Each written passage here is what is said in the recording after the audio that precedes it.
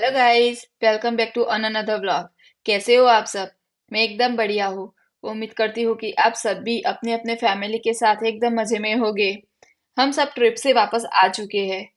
घूमना फिरना काफी अच्छा लगता है, लेकिन जब हम वापस आते हैं ना, तो इतना ज्यादा काम बढ़ जाता है ना। मुझे तो वैसे कपड़ों का ढेर ही दिखाई पड़ता है। तो बारी बारी करके सभी कपड़े को मैंने वॉश किया, और दूसरे जो काम थे वो सभी निपटा कर मैं अपने रूटीन लाइफ में वापस आ चुकी हूँ। सुबह मैंने चाय और पोहा बनाए थे। अभी हमने ब्रेकफास्ट तो कर लिया है, लेकिन पोहा बनाने की वजह से किचन में सारा सामान फैला पड़ा था।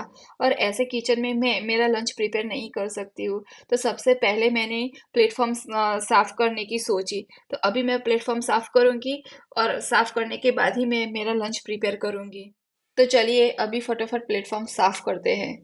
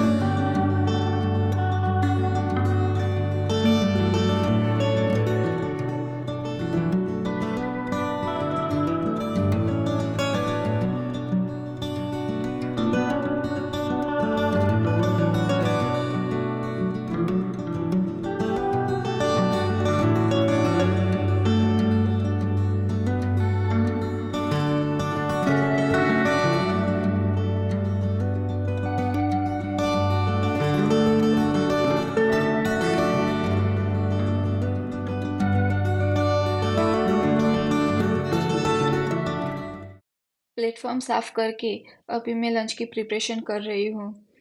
लंच में मैं ज़्यादा कुछ तो बनाने वाली हूँ नहीं, सिर्फ दाल चावल और रोटी ही बनाने वाली हूँ।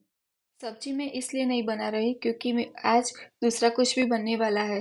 वो आपको आगे जाके मालूम होगा। वैसे मेरे घर पे है ना, सुबह सुबह दो कुकर तो चढ़ ही जाते हैं।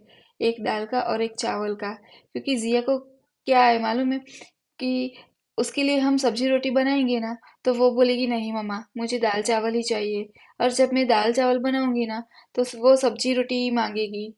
तो मुझे है ना, दाल चावल सब्जी रोटी वो सभी चीज़ बनानी पड़ती है। उसको फुल डिश खाने की हैबिट है।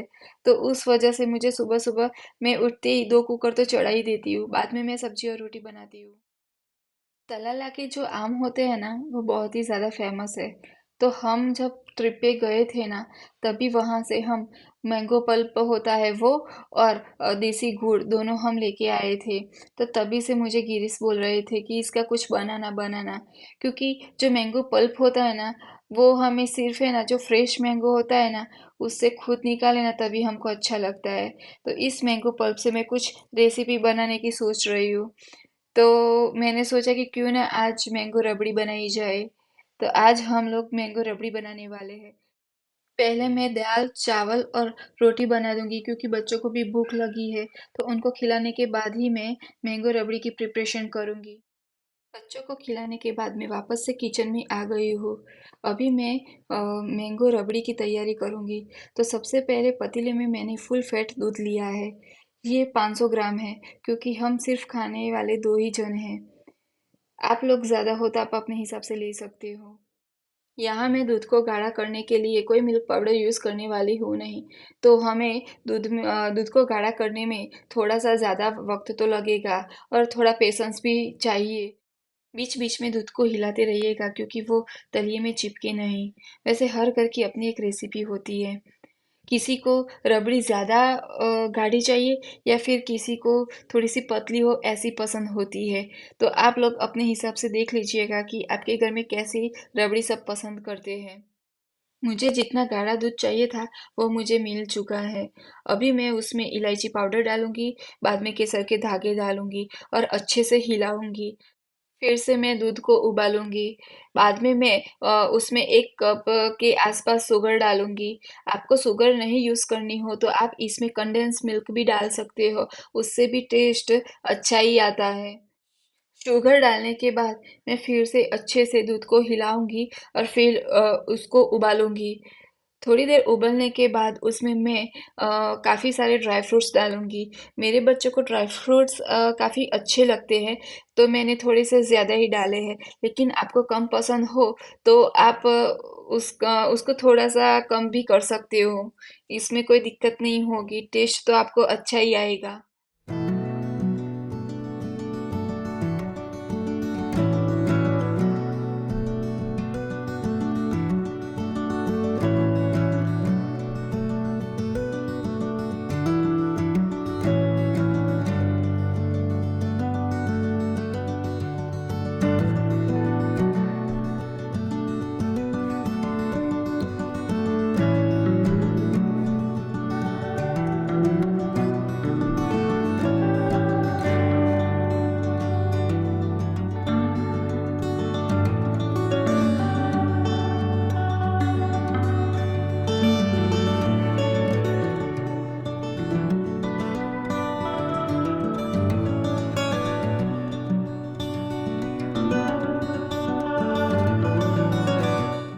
अभी वो जो बेसिक वाली रबड़ी होती है ना, वो तैयार है।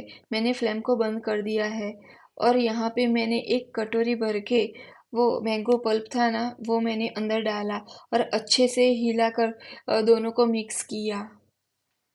मुझे पहले मैंने थोड़ा डाला था, तब मुझे कम लगा, तो मैंने वापस से आधी कटोरी जितना मैंगो पल्प डाला था। मैंगो रबड़ी बन चुकी है। मैंगो रबड़ी बनने के बाद मैंने उसको फ्रिज में रख दिया था। ठंडी होने के बाद ये सर्व करने के लिए बिल्कुल ही रेडी है। तो यहाँ पे मैं 2 पर्सन के हिसाब से सर्व कर रही हूँ, क्योंकि बच्चों को डिज़र्ट थोड़ा कम ही पसंद है। उनको कोई स्पाइसी चीज़ दी जाए ना, तो वो बड़े चाव से खाएंगे, लेकिन उनको है ना ये मीठा थोड़ा कम पसंद है। तो उनको हम हमारे मैं जो सर्व कर रही हूँ ना, उसमें से थोड़ा थोड़ा करके खिला देंगे। यहाँ सर्व करने के लिए मैं गार्निशिंग के लिए ड्राई फ्रूट्स डालने वाली थी, लेकिन मुझसे हो नहीं पाया। तो गिरीश बोल रही थी कि लाओ मैं कर देता हूँ। तो अभी गिरीश ही गार्निशिंग के लिए ड्राई फ्रूट्स डाल रहे हैं। पता नहीं मुझसे ये क्यों नहीं हो रहा था। मैंने काफी सारा ट्राई किया, लेकिन मुझसे हो ही नहीं रहा था। चलिए कोई नहीं, बाद में गिरीश ने तो कर ही दिया। हम सब ने ये रबड़ी खाई, बहुत ही ज़्यादा अच्छी बनी थी। बाद में हम लोग मार्केट में जाने के लिए निकल गए, क्योंकि ग्रोसरी की थोड़ी घनी शॉपिंग करनी थी।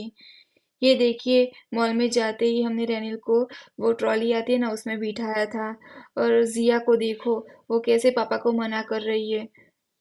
वो कह रही थी कि नहीं, भैया को तो मैं ही लेकर घूमूंगी यहाँ पे। इसको ये जिया है ना, वो बहुत ही ज्यादा अपने भाई की केयर करती है। और ये हमें कहना या सिखाना नहीं पड़ा, वो खुद से ही सब कुछ करती है। यहाँ हम बच्चों के लिए मैनी पोको के डायपर ले रहे हैं। और जिया को डायपर की वैसे जरूरत है नहीं, वो बड़ी हो चुकी है तो, लेकिन रेनिल को रात को चाहिए। Very good square,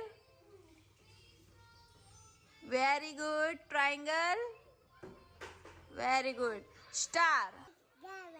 no no no, कहाँ पे रहती हो?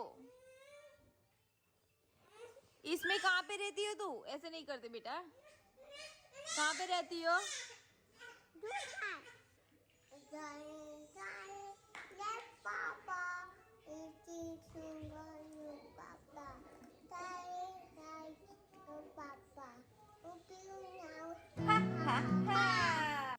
जिया को पढ़ाई लिखाई का काफी शौक है। वो खुद से सब कुछ सीखती रहती है। थोड़ा घना मैं भी उसको सिखाती हूँ।